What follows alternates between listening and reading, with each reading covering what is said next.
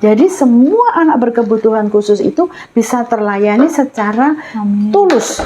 Hubungi saya dengan nomor saya 085-6472-1639. Langsung konsultasi ke saya pribadi.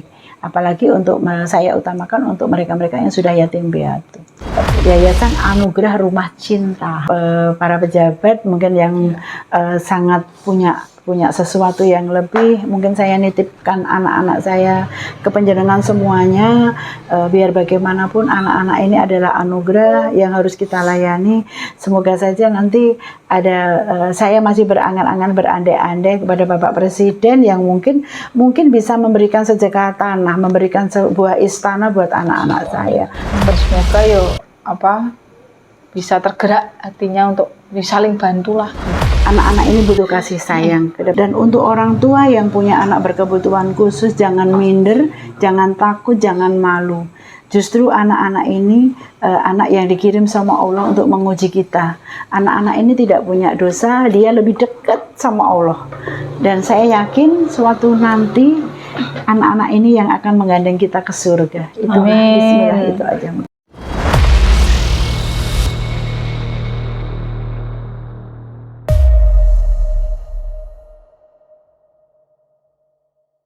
Saya terus saat itu juga saya merasa mengingat saat anak saya kecil-kecil, karena saya tidak dibimbing oleh seorang suami, jadi saya dibiarkan untuk ke gereja sendiri seperti itu. Saya pernah sampai sekarang mengingat anak saya Estin itu nggak pernah saya rawat, umur 2 tahun setengah sudah bisa baca dan tulis, itu mukena itu saya buang.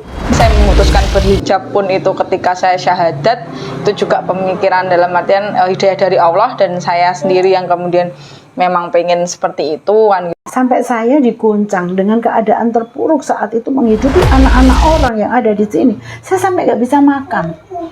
Sampai saya itu mencari sayur-sayur di pasar-pasar itu yang sudah dibuang, saya cari, terus saya masak untuk anak-anak, mie saya aduk sampai, ya Allah. Saya terus melihat kisahnya ibu ini luar biasa banget. Kondisinya bukan anak yang biasa kan, luar biasa kan mereka gitu loh. Dan ibu, wow, ngeri. Saya cuma bisa Masya Allah aja bilangnya gitu loh. Jadi ternyata nggak cuma saya yang kemudian dititipi anak seperti ini gitu kan. Nah, justru malah Bu Eko itu malah nggak ngelahirin, tapi Bu Eko yang merawat anak segitu banyak gitu kan. Mungkin kalau kemudian tempatnya masih cukup dan mungkin finansial masih bisa, mungkin ibu pengen lebih banyak lagi, nambah lagi kan gitu.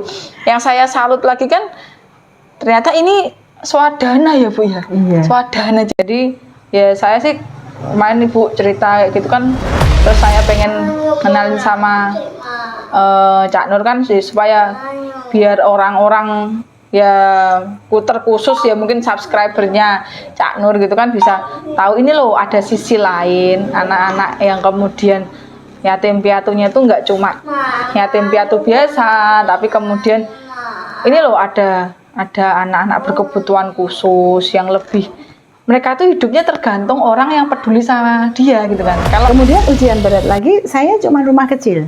Saya tidak punya tanah lagi, kemudian satu ruangan itu untuk tidur laki sama perempuan, cuman bedanya terbatas sekat tembok.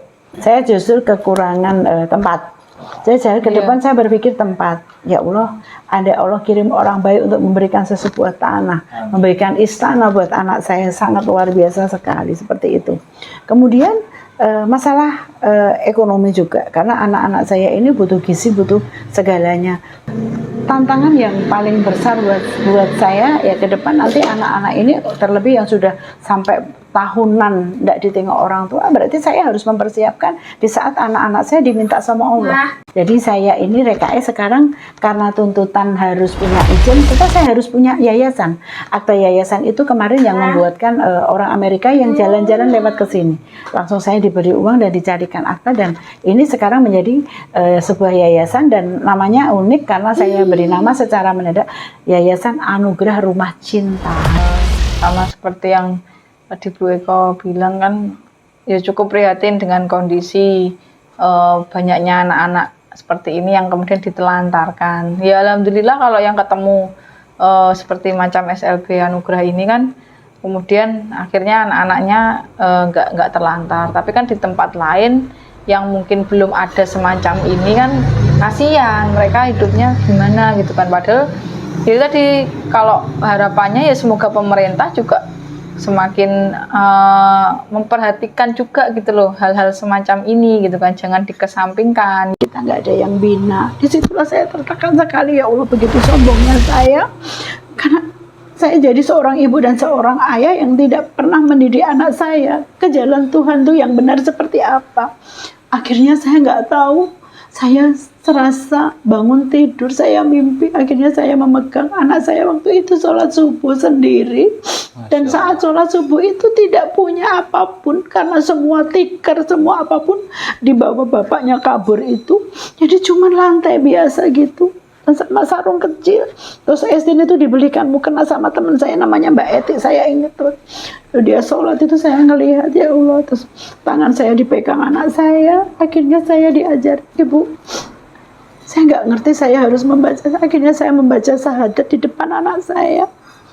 Pernah yang membuat saya sakit sampai sekarang, kondisi anak saya terpuruk. Saya dianggap masuk Islam cuma sebuah teknik untuk mencari ketenaran dan uang. Saat itu anak saya sakit, saya izin sama Pak RT mengumpulkan teman-teman laki-laki untuk yasin, doain anak saya bersama. Tapi ada orang yang tidak suka. Justru saya dikeroyok, dikirain saya memasukkan laki-laki. Ya Allah, kondisi seperti itu. Kalau sebelum memang saya masih ada egois, bagaimana merekrut mereka-mereka tanpa ada ketenangan, ya. Saya masih merasa egois, saya merasa punya semuanya. Tapi setelah saya masuk ini, saya benar-benar, saya itu bukan siapa-siapa.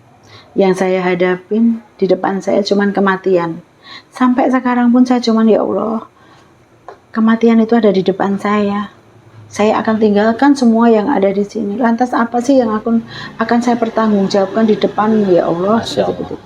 Jadi ajaran-ajarannya itu memang, ya Allah, begitu kentalnya, sampai ada amal jariyah, ada sampai doa orang tua, semuanya itu benar-benar melekat banget di hati saya, ya Allah. Walaupun banyak ada satu dua yang mungkin masih menyakiti kan dengan perbedaan aliran-aliran itu, tapi saya sudah masa bodoh. Terserah kamu mau ngomong apa, tapi yang jelas saya sekarang merasa damai aja.